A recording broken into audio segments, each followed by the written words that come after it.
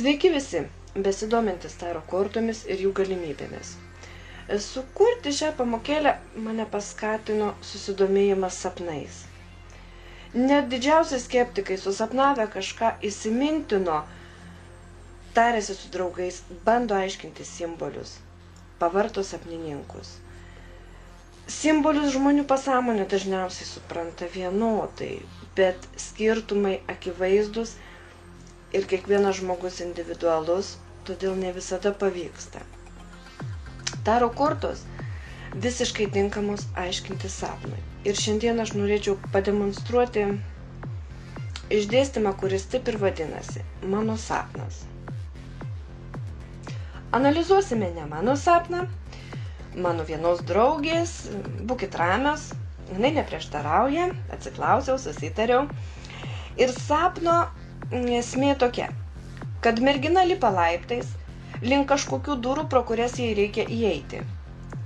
Bet prie pat durų didžiulė keturkampė duobė ir mergina šonu, bijodama duobės krašteliu praėjo ir vis tik tai įėjo pro tas duris, pro kurias turėjo įeiti. Kągi, maišykime kortas, išdėliokime, paskui aš paaiškinsiu, kas čia ir kaip. Maišant rekomenduoju labai galvoti apie tą savo sapną arba aprašytą ar nupasakotą klientui.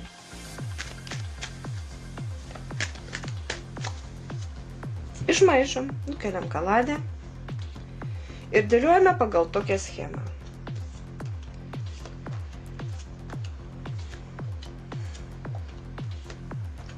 Taip, 7 kortos.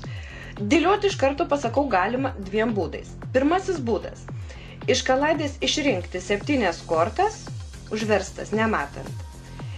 Jas išmaišyti ir išdėlioti pagal tokią schemą, arba darykite taip, kai aš išmaišiau ir įmiau kortas iš visos kaladės. Aš įpratusi kortas dėlioti tokiu kryžiuotų judesiu, dešinė, kairė. Jeigu jums taip neįprasta, galite dėlioti tiesiog daugiau įprastą tvarką. Pozicijos reikšmės neturi, nes interpretuosime po 2 kortas. Galite savo užsirašyti 1, 2 arba atvirkščiai, bet interpretuosime po 2. Verčiame kortas ir imsimės interpretavimo. Pirmosios 2 kortos mums parodys, kokiai kategorijai priklauso sapnas. Pasižiūrėkime, taigi iškrito monetų rūšies korta, tai monetų riteris ir skeptrų pažas. Jeigu būtų abi kortos didžiojo arkano, sakytume, kad tai pranašiškas sapnas. Jeigu viena didžiojo arkano korta, sakykime, kad rezonuoja sapnas su kažkokiu tai buvusiu įvykiu įspūdžiu. Dabar monetos gali kalbėti apie darbo reikalus, sveikatos reikalus. Ir skeptrų pažas, tai iniciatyva, veikla, kažkokie nauji sumanymai. Kokiai kategorijai priskirsime šį sapną? Kažkokios naujienos pagyvinančios įprastą rutiną, įprastą monotoniją.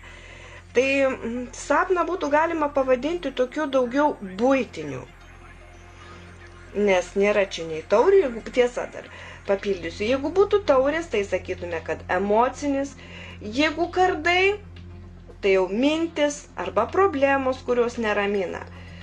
Monetų riteris kalba apie darbo reikalus ir tokį atkaklų užsispyrimą, kuriame norima kažkokio pagyvėjimo. Susiejus su sapnu, lyg tai ir galima pasakyti, kad mergina lipa laiptais, norėdama įeiti pro tas duris, atverti savo galimybės, atrasti kažką naujo. Sekančios 2 kortos pasakys, kokią žinią mums siunčia sapnas. Taigi turime kardų 2 ir kardų 5. Taip. Abi kortos oro stichijai priklausančios ir abi gana probleminės. Kardų 2 kalba apie pasirinkimą, dažnai tarp blogiau ir dar blogiau. Nu, kardų penkiaakė pati tokia sukta korta. Jinai gali kalbėti ir apie vagystę, ir apie klastą, ir apie nepasitikėjimą. Tai manau, kad sapno siunčiama žinia yra apie poreikį pasirinkti kažką tai, pažvelgus į faktus. O tų faktų, akivaizdu pagal kardų dviakę, kad jų trūksta. Ir gaunasi tokia dviprasmiška situacija. Ką pasirinkti ir kur eiti. Abi kortas vienyje gal du tokie bendri vardikliai. Tai, kad jos abi kardų rūšis ir abi kalba apie tokį dviprasmiškumą. Kardų dviakėje trūksta informacijos, o kardų penkiakėje tikriausiai ir draugų, ir pripažinimo. Sekančios dvi kortos pasakys, kaip sapno siunčiamą žinią pritaikyti realiame gyvenime. Pirmąją kortą iš dviejų aš daugiau žiūriu kaip kame, o antrąją kortą ką padaryti. Tai jeigu kame iškrito kardų 8, tai būtų savo pačios vidinėse baimėse, neryžtingume, ką daryti. Pasižiūrėkime atidžiai į paveikslėlį, nes Kaladė specialiai paėmiau klasikinę, Rider Waite'o, ir ką jisai daro? Jisai nepaiso. Vat kai pasižiūriu iš šios kortos personažo, tai atrodo šunis loja, o karavanas eina. Tai tiesiog savo vidinėse baimėse, apribojimuose, nepasitikėjime ir dvejonėse nepaisyti pasitaikančių kliūčių ar nesklandumų ir keliauti savo keliu, eiti į priekį. Dažnai Skeptrų 6 interpretuojama kaip didelė sėkmė ir pripažinimą lemianti korta. Iš karto sakau, kad praktiškai aš to nepastebėjau. Dažnai tai būna mažos kasdienės smulkmenos, kasdieninės problemos, kurias įveikinėdami einame savo keliu. Tai jau išsiaiškinu, kad sapnas liečia apie naujoves, pagyvinimą, kažkokio darbo, rutinos, kai pasirinkimai nelabai kokie, o matyt jau rinktis reikia. Va, dar galiu papildyti, kad kardų penkiakė gali rodyti ir spaudimą. Galbūt ir yra spaudimas, nors žmogus jį gali ir pats savo kelti. Spaudimas pagaliau pasirinkti, nepaisant savo apribojimų, tokių suvaržymų, nepasitikėjimų, eiti savo keliu. Paskutinioji korta, kaip matot, poros neturi. Jinai rezultatas apibendrinimas. Jei klausimą formulavome, ką reiškia tas sapnas, tai jinai ir atsakys tiesiogiai, ką jis reiškia. Jinai atsako tiesiogiai į klausimą, ką reiškia, tuo pačiu duoda patarimą. Ups, ir čia susidūrėm su įdomia situacija. Šitą kortą aš priglaudžiu į savo kaladę ir pavadinau tą paslaptingąją baltąją arba tuščiąją kortą. Jinai turi kažkokį paveikslėlį, turi eilėraštuką, kažkas angliškai parašyta, bet ne tame esmė.